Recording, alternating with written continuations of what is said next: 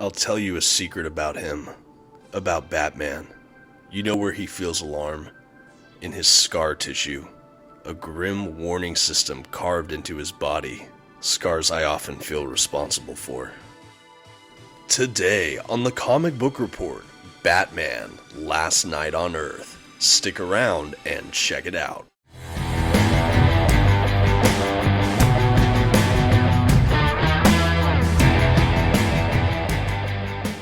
Greetings from Gotham, everyone. My name is Dominic, and you're tuning in to the Comic Book Report, where we review comic books and graphic novels so you can get an idea of what to read. And today we're going to be taking a look at the Scott Snyder, Greg Capullo Batman epilogue, as I like to think of it. That's right, we're talking about Batman, Last Night on Earth. I'm surprised to find that this collection is quite polarizing, with a lot of Batman fans and even Scott Snyder, Greg Capullo run Batman fans. And what did I think about this collection? Well, let's get to today's review. First, some quick facts about today's collection. The issues in this volume were written by Scott Snyder and penciled by Greg Capullo. The issues in this volume were published by DC Comics beginning in 2019 as part of their Black Label. The volume itself collects Batman, Last Night on Earth, issues 1 through 3. And finally, this standard-size hardcover collection comes in at 184 pages. At this time, I'd like to issue a brief spoiler warning. I will be flipping through the contents of today's collection, as well as commenting on plot points throughout. You've been advised. Okay, and here's the Batman Last Night on Earth hardcover collection from DC Comics. Right from the jump, I love the artwork they used. It's really understated, but absolutely striking. The colors are garish and loud in the best way possible. We have this kind of bright reddish pink with, of course, the green Batman lettering up front. I do know as well there was, I don't know if it was a direct market cover or a Barnes & Noble exclusive, but I have seen a version of this hardcover that almost has inverted colors or, something like that, where the whole cover is that neon green and then the letter for Batman is kind of that reddish pink. Whichever edition, these hardcovers and the dust jackets are pretty striking. Speaking of the dust jacket, I want to take a second to just get a better look at this kind of wraparound looking cover on the dust jacket, and then we'll take a look at the actual Under the Dust Jacket hardback collection, the Under the Dust Jacket artwork. Overall, a really solidly put together standard size hardcover, very identical to what we saw from the New 52 hardcovers we got for the Scott Snyder Greg Capullo run, just with, of course, a shock of different colors and some of this Under the Dust Jacket artwork. Love that kind of shock, almost radioactive looking green we got in the exteriors of this book. We also have the Batman silhouette holding the Joker head in the jar, which we see throughout this entire collection. More on that in a moment. Overall, a well-made hardcover. Now let's go ahead and take a moment to check out the binding itself. I believe it is sewn binding. It is a shorter collection, so there's not a ton of gutter loss on this, which is nice. Maybe a little bit, but you can judge for yourself as we make our way through.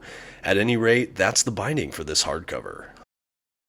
Okay, and with all the exteriors out of the way, let's go ahead and dive into the collection proper here. So as I mentioned at the jump, I kind of consider this the epilogue or postscript note for the Snyder Capullo Batman run. It's kind of billed as the last Batman story ever told. Is this in the continuity? I doubt it. I'm not really sure on that, but I like to think of this as where Snyder and Capullo envisioned this Batman ending up. This is what I think they expected for the end of the line for their Batman. I'd be interested in the comments if people have heard differently, but that's how I choose to read this, as kind of a postscript on their actual Batman run.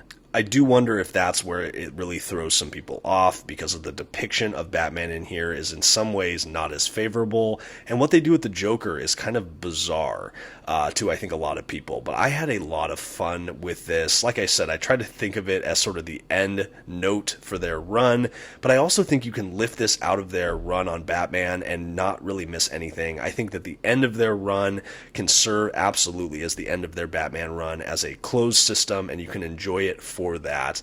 But this is kind of the extra afterward if you want to read it. And again, I'm not really sure what the continuity is on this. I find it very hard to believe that this is the last Batman story. In fact, when I think of last Batman stories, I think of things like The Dark Knight Returns, which even that is not a last Batman story because it has sequels. But I think The Dark Knight Returns to me feels more authentically Batman compared to the Batman we get in this volume. Again, I'll get into a little bit of what I mean with that later on. So Last Night on Earth starts with Alfred recounting this creepy case where Batman is hunting this guy across a year who makes these chalk outlines that only appear for one night throughout Gotham City. He finds out after a year that the chalk lines add up to a dead chalk silhouette of Batman, whose heart in the silhouette would be right at Crime Alley, kind of insinuating that whoever this is knows that Bruce Wayne is Batman, leading him to find this creepy eyeless child. And is it a nightmare? Is it a vision? It's just this creepy moment that begins the whole collection. And then we have Bruce Wayne waking up in an insane asylum where Alfred tries to convince him that Batman is this kind of multiple personality disorder manifestation that he has, and that his entire life he's been in this kind of institution. A really fun turn on the sanity of Batman, and a really striking beginning to this little miniseries. We soon come to find out that he is in some kind of dystopian wasteland future, and we're not really sure how he survived because we are way later on in the continuity than he should be looking this young, and everything in the world is kind of, gone on and been destroyed in its way. And we have some truly frightening kind of insinuations about the future of the DC universe. What's happened to the Green Lanterns and the Green Lantern Corps is pretty terrifying. We have Swamp Thing becoming this menacing global creature. We have something really crazy happening to the Speedsters, where they're this kind of creepy tornado or something. There's so many interesting odds and ends that happen in the DC universe future we're presented with here, and Batman seems right in the middle of this weird mystery. I think it's framed in a really great way because we are treated to this Batman that has no idea where he is himself or what's happened. So we're kind of having that fish out of water story. So we follow the point of view of Batman here, and we're guided through this weird world.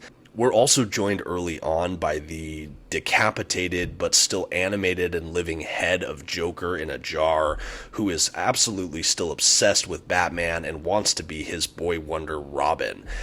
This strikes a kind of really weird, uneasy alliance, almost friendship with the Joker, who ultimately ends up kind of self-proclaiming himself as Robin in the future.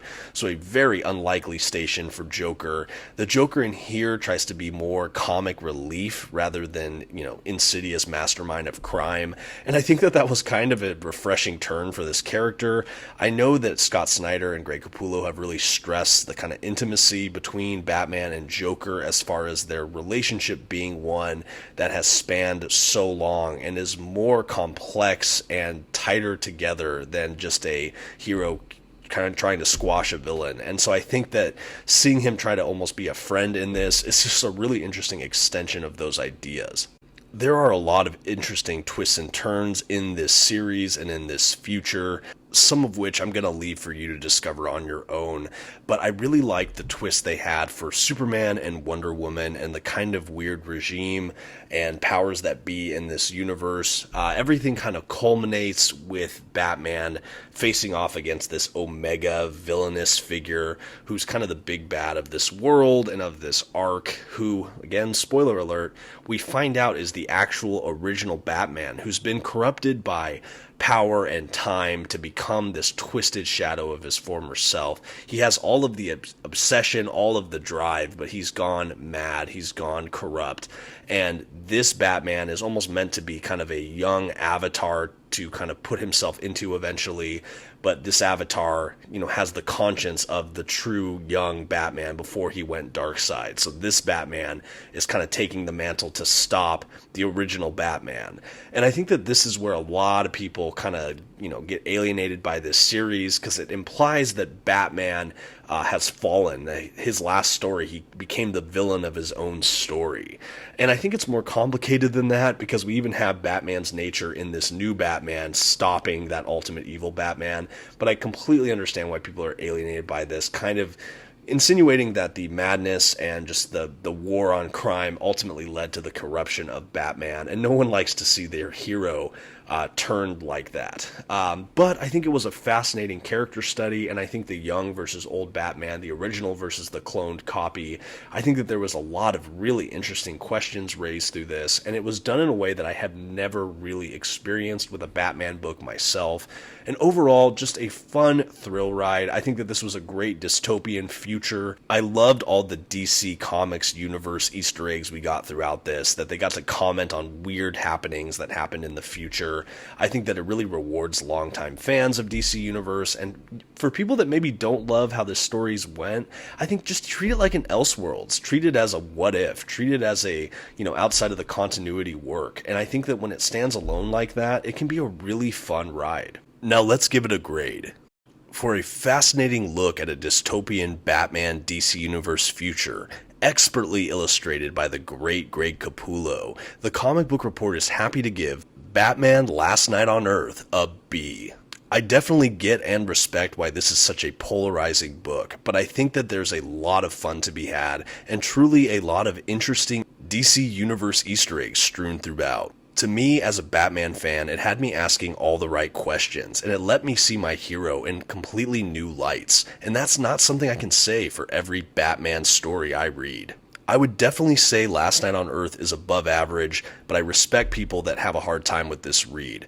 Let me know what you think in the comments below. I'd love to know, especially if you've read Last Night on Earth, what do you think about it? And that's going to do it today for the Comic Book Report. Thank you so much for watching, and until next time, this has been the Comic Book Report. Don't forget to leave a like and consider subscribing to my channel, and until next time, have a good one.